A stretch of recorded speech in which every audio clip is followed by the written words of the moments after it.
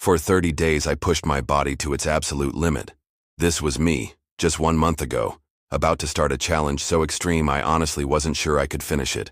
I'm talking intense, daily workouts combined with a super strict diet.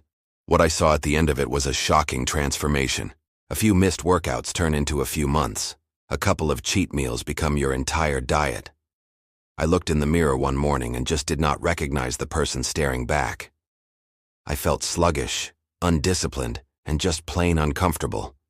That's when I knew I needed a shock to the system, something drastic to prove to myself that I could still take control. So, I invented a challenge. 30 days of what I called perfect living. The rules were simple but absolutely brutal. Rule 1, 6 workouts a week, a mix of heavy lifting and high-intensity cardio.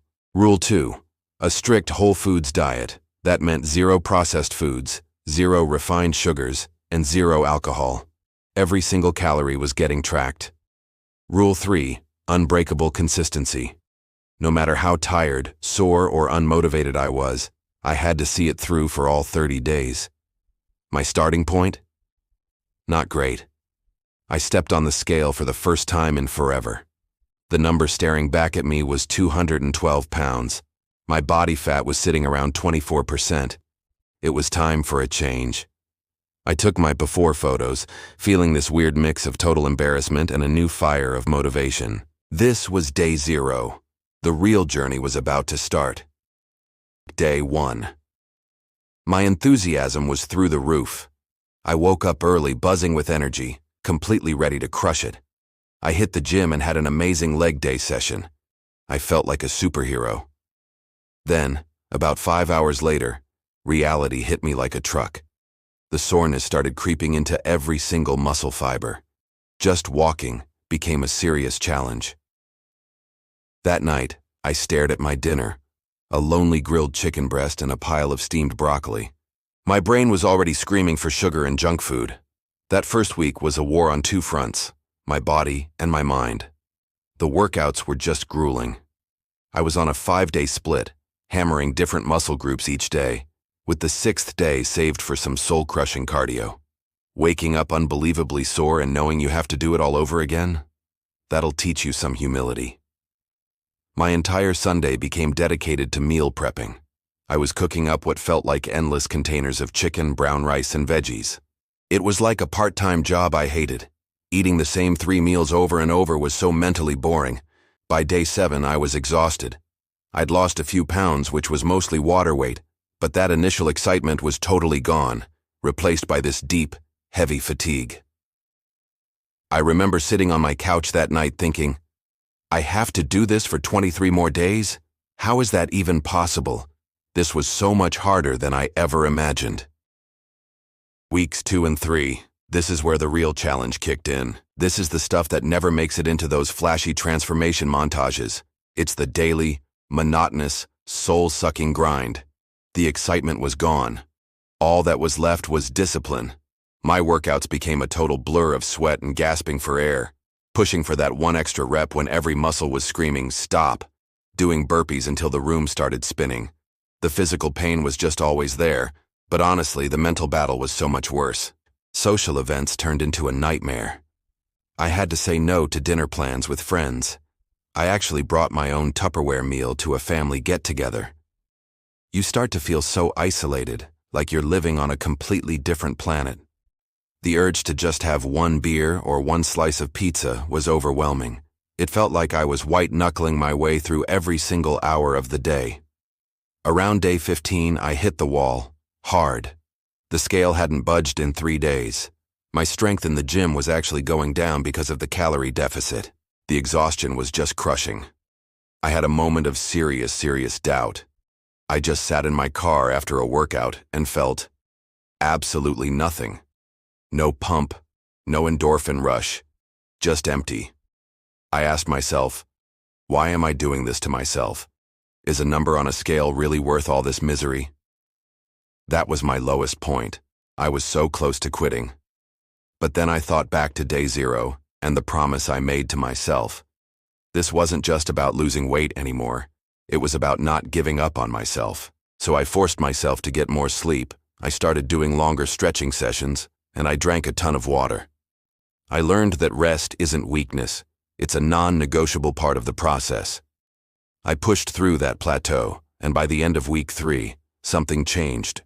The routine started to feel normal. The cravings weren't screaming anymore. I was still tired, but it was different. I had a new, deeper level of resolve. The final week felt like the home stretch of a marathon. The finish line was so close, and it gave me this incredible second wind. The workouts were still tough, but my body had adapted in ways I couldn't have predicted. I was moving better, feeling stronger, and the constant, sharp soreness had faded into this familiar, dull ache. The diet wasn't a struggle anymore.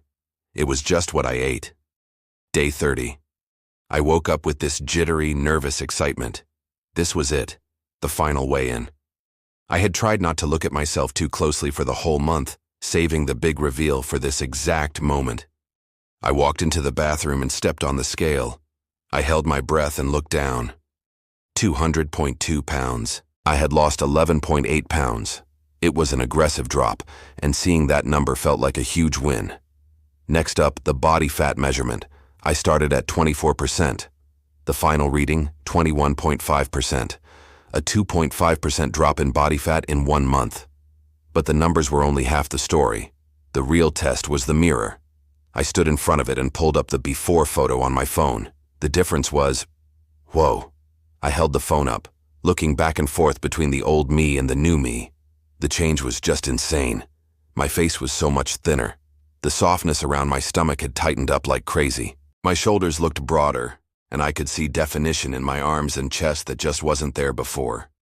For the first time ever, I could see the faint outline of my abs. I turned to the side, then to the back, comparing every angle. It was like looking at two completely different people. The tired, puffy person from day 0 was gone. A huge wave of emotion just hit me. All the pain, all the sacrifice, all that bland chicken and broccoli. It was all for this. And standing there looking at what 30 days of pure dedication could do, I just felt this incredible sense of pride. I actually did it. This transformation was one of the hardest things I've ever done. If you want to see more crazy challenges like this and follow the journey, make sure to subscribe to the channel. It honestly means the world and keeps me going. So, the big question I asked at the start of all this, was the pain worth it? The answer is complicated. It's a yes, but it's also a no. Yes, because the physical results are undeniable. Seeing what's possible in 30 days of intense focus is an insane motivator. I proved to myself I have a level of discipline I never knew existed. I learned so much about nutrition, my own limits, and how incredibly resilient our bodies are. The mental toughness I built is something I'll have long after the six-pack fades. But I have to be 100% honest with you. Would I recommend this to everyone? Absolutely not. This is not a sustainable lifestyle, it's a controlled demolition. The social isolation is very real, the mental burnout is intense, and if you're not careful, there's a huge risk of injury or developing a really unhealthy relationship with food and exercise. Plus, most experts will tell you that losing weight this fast can cause other problems, like losing muscle instead of fat or not getting the nutrients you need. Real lasting fitness isn't about 30-day sprints.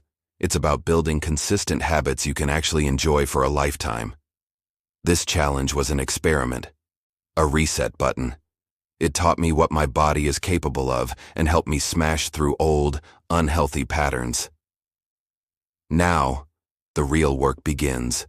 Finding a balance, taking the lessons I've learned and building a routine that's healthy, sustainable, and still lets me enjoy my life. This challenge was an amazing catalyst for change, but it was the starting line, not the finish line.